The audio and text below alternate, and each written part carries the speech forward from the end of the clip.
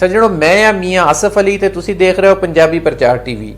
ਅੱਜ मैं तुहाडे ਲਈ एक वड्डी खबर लैके आ रहा जिहड़ी तुहाडे ਲਈ हैरानकुन नहीं होएगी, साडे अपने लिए भी बहुत ज्यादा हैरानकुन सी और असीं बड़े हैरान होए सुन के कि एक की हो रहा और ये बिल्कुल यकीन नहीं आ रहा पहले कि ये भी हो सकता। और वो खबर ये है मशरकी पंजाब के वजीर आला कैप्टन अमरिंदर सिंह वो भी करतारपुर कॉरीडोर की ओपनिंग सैरेमनी दे विच शिरकत लिए आ रहे हैं। ये एक वड्डी खबर आ क्योंकि कैप्टन अमरिंदर सिंह वही शख्सियत आ जिहड़ी करतारपुर कॉरीडोर का नींह पत्थर रखने वेले भी पाकिस्तान के खिलाफ तकरीरां करते रहे और धमकियां भी नाल दे नाल दिंदे रहे। उस तो बाद करतारपुर कॉरीडोर का जो खोलण लई मुआहदा होना सी पाकिस्तान ते इंडिया दे विचकार, उदों भी उन्होंने बहुत सारी इहदे उत्ते तनकीद की और उस तो बाद जिहड़ी फिर उत्थे एक फीस सी वो माड़ी जी गल नूं लैके उन्होंने बहुत ज़्यादा पाकिस्तान नूं क्रिटिसाइज़ किया, पाकिस्तान की निंदिया की।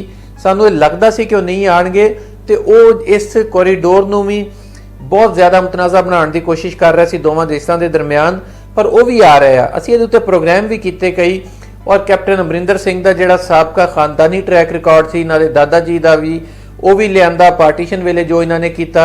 असीं उदों भी ये गल कीती सी कि कैप्टन अमरिंदर सिंह नूं ये सारियां हरकतां छड्ड देणियां चाहीदियां। सियासी तौर पर जो भी होवे उन्होंने जिहड़ा नुकसान पहुंचना सी वो पहुंच चुकिया। नवजोत सिंह सिद्धू भावें बाजी लै गए, पर इहदा मतलब नहीं कि उन्होंने इन्ना ज़्यादा नैगेटिव उहदे उत्ते शुरू कर देन, उहदे उत्ते इन्नी ज़्यादा उहदी निंदिया शुरू कर देन, उहदी मुखालफत शुरू कर देन करतारपुर कॉरीडोर की। ये नहीं बनती, इन्होंने ये काम नहीं करना चाहिए। जे ये इदां दी हरकतां करते रहे तो फिर मजबूरन सानू भी इन्हां दे खानदान का ट्रैक रिकॉर्ड भी सामने लियाना पेगा कि इन्हां दे दादा जी का जिहड़ा किरदार सीगा पार्टीशन के टाइम, उजाड़ियां के टाइम, वंड के टाइम पंजाब की जो इन्होंने किरदार अदा किया सी, वो सारियां गल्लां फिर सामने लियानियां पैणगियां। पर वो सारा कुछ पिछे रह गया। बड़ी खुशी है सानू, उदों भी असीं कह रहे सी कि इन्हां नूं आना चाहिए और बजाए हालात नूं विगाड़न दे हालात नूं किसी बेहतर पासे लिजाण लई इन्हां नूं अगे आना चाहिए। तो हुण क्योंकि इन्हां ने आउण दा जिहड़ा फैसला किया, बड़ी खुशी वाली गल आ। पुरानियां गल्लां सारियां छड्ड के इन्हां नूं असीं जी आइआं नूं आखदे आ। पहले भी जदों आए सीगे सन 2010 की दिहाई च, उदों भी इन्हां नूं बहुत ज़्यादा इत्थे अप्रीशिएट किया गया सी। इन्हां दा आना, इन्हां नूं वैलकम किया गया सी, इन्हां दे उत्ते इन्ने फुल वरसाए गए सी कि आप हैरान रह गए सी। और नाल ही नाल इन्हां दे कहण दे उत्ते जिहड़ा ननकाना साहब वाला रोड फौरी तौर पर डबल करने के आर्डर भी करते गए सी। तो इसलिए इन्हां नूं आना चाहिए और ये आ रहे हैं। बड़ी खुशी की गल आ। ये आणगे, गलबात के नाल ही जिहड़ी टेंशन हुंदी है वो घटदी है, गलबात के नाल ही जिहड़े झगड़े फसाद हुंदे वो मुकदे आ।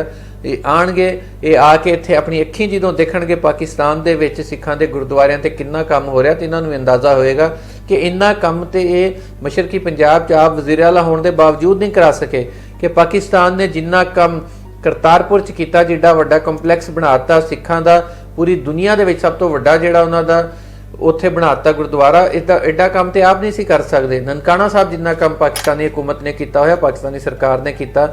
दूजे जिहड़े जिथे जिथे भी गुरुद्वारे मौजूद है सिखां दे, उत्थे बहुत ज़्यादा काम किया गया और काफ़ी ज़्यादा इन्हां नूं सहूलतां देण दी कोशिश की गई।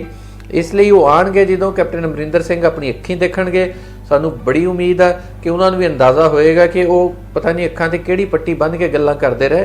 पाकिस्तान हरगिज़ किसी नूं तंग करने वाला मुल्क नहीं है, ना ही ये किसी किस्म के किसी के घर जाके मुदाखलत करता या दहशतगर्दी नूं हवा देण वालियां जिहड़ियां गल्लां वा, जिद्दां कैप्टन अमरिंदर सिंह करतारपुर कॉरीडोर का नींह पत्थर रखण वेले पाकिस्तान नूं धमकियां भी दिंदे रहे कि डांगा भी दिखाते रहे अपने वल्लों।